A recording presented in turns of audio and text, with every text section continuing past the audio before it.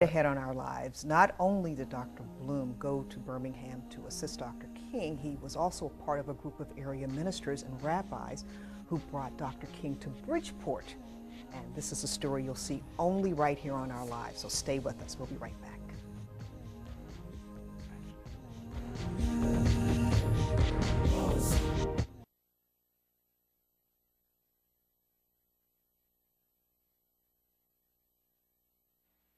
I want to hear from you on my blog, which is located on the News 12 Connecticut website. Your comments and ideas are always welcome. The address is blog, gtedwards@news12.com. You're watching Our Lives here on News 12 Connecticut. I'm Gwen Edwards. President Barack Obama was elected with a coalition of people of all races and creeds and faiths and ethnic backgrounds. Believe me, he could not have won the White House without a broad-based type of support. The civil rights movement could not have been successful without a coalition of all races and creeds and faiths and ethnic backgrounds. My guest today is Dr. Jack Bloom, and he was one of 4 rabbis from Connecticut who traveled to Birmingham, Alabama in 1963 to assist Dr. King during the civil rights struggle. Now, Dr. Bloom, tell us about the religious leaders that you worked with to bring Dr. King to Connecticut. Oh. When I got back, I contacted Reverend Jim Peters, who was the pastor of the New Hope Baptist Church down the end of Park Avenue. And we worked together to bring Dr. King here to speak at the Klein. Now, he had been in Bridgeport before, but this particular thing was an outcome of my having been in Birmingham.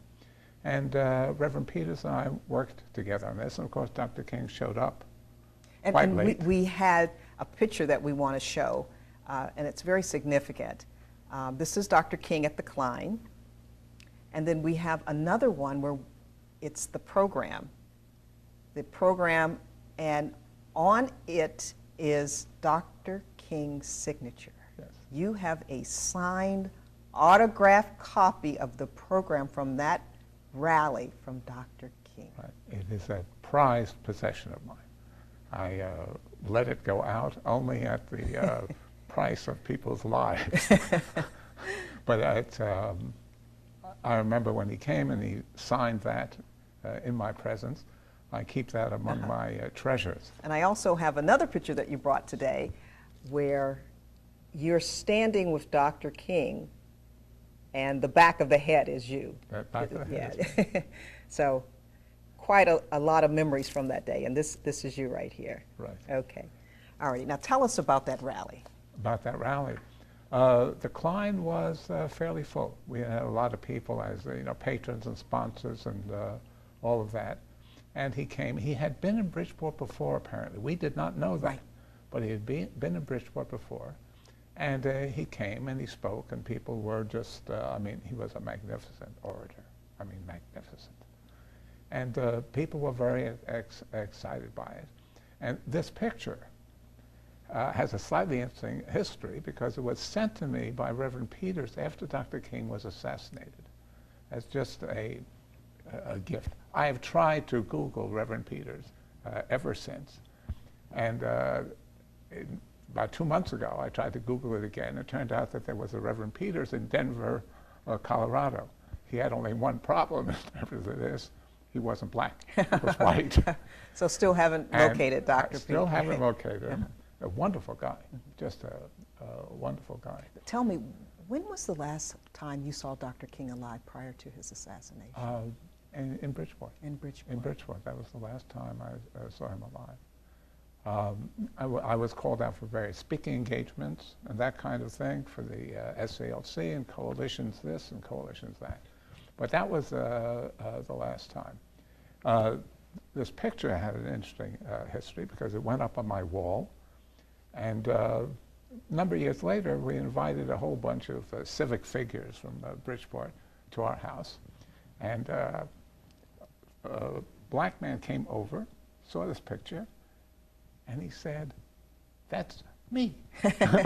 and the person you're referring to is the gentleman here, right. Mr. Tisdale. Mr. Tisdale. And, and he said, I was one of the bodyguards for that. Oh. For that, I was to provide security. Okay, well, And we're the going Tisdales, of course, were very prominent in this and area. well known in Greater Bridgeport. All right, we're going to take a break, but still to come on Our Lives. Dr. Bloom returned to Alabama earlier this year, and we're going to hear all about that trip when we come back.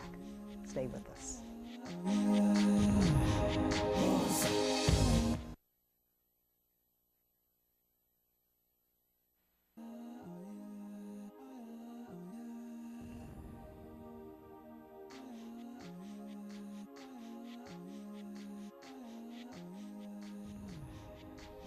Welcome back. This year marked the 45th anniversary of the March at Selma, also known as Bloody Sunday. My guest today was invited by congressional leaders to join them on this historic occasion. My guest today is Dr. Jack Bloom of Fairfield. He's one of 4 rabbis from Connecticut who traveled to Birmingham, Alabama in 1963 to answer Dr. Martin Luther King Jr.'s call for volunteers during the fight to desegregate Birmingham. Now, when you went back this time, you found Alabama to be a very different place than your first trip. Oh, fantastically different. I mean, where across on 16th Street Baptist Church, there was a 5-story civil rights institute. And I wanted to find the A.G. Gaston Motel.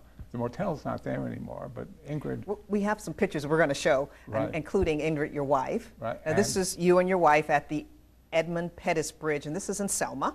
Right. 1960, that was 1965, right? Right. And then we also have a picture of you with Congressman John Lewis.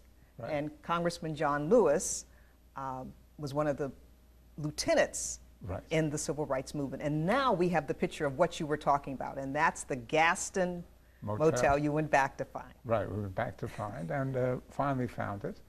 And John Lewis, I mean, he was an early freedom rider, and he was the founder of the Student Nonviolent Coordinating Committee, a major figure. Of course, now he's a congressman. I mean, what can happen in a lifetime? and we still have a couple more pictures that we want to show. Now, you tell us why this picture is significant to you. Oh, this picture was impossible in 1963. A black cop and a white cop. A black cop and a white cop just chatting together and pointing out what they're going to do. Amazing picture. Never would have happened in 63. Never would have happened. Never. That was the era of Bull Connor and the dogs. And a letter from Birmingham jail. Yes, right? that was written because of that struggle, trying to desegregate. And all those desegregate. pictures on national TV that ultimately of the hoses made, and right. the children who were marching in the struggle and they're being attacked by the dogs and they're right. being hosed off the street. All of that. All that happened in Birmingham. Very all bloody, very bloody Birmingham. Yeah, very violent place. And when you go back, it's totally changed. Totally different. It is astonishing how different it was. I mean, I said in something I wrote that in 45 years I hadn't set foot in Birmingham, but this was a different city. It's a totally different city now. I mean, that picture of a black and white policemen working together couldn't have been. It couldn't have been before that. Yeah. And what happened was I was called as one of the luminaries who had marched in Birmingham. And when the Faith and Politics Institute wanted to do their regular congressional trip, so a colleague of mine said, well, if you're going to do this, you've got to contact Jack And Bloom. I think we have one more picture that we want to show. Right. And this is in Selma.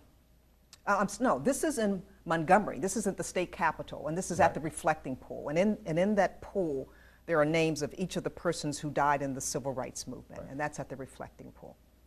Right. Okay, and very quickly, something we didn't get to in the earlier part of the show, but I do want to bring up is that when you first went to Birmingham back in 1963, Jewish leaders during that time were very cautious about you being there. Very cautious. The leadership of the Jewish community called us to a midnight meeting, lasted till about 2:30, 3 o'clock in the morning.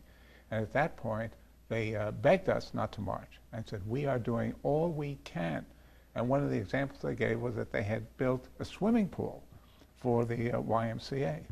And they begged us not because they said, you guys have come to town, you're going to leave town. And we'll have we to live here. We'll have to live here. And we're going to suffer the consequences. And indeed they did. Right. Their synagogue was bombed. We're out of time, but we thank you so much. Your memories are priceless, priceless. And we thank you for joining us for this edition of Our Lives, and we hope to see you next time.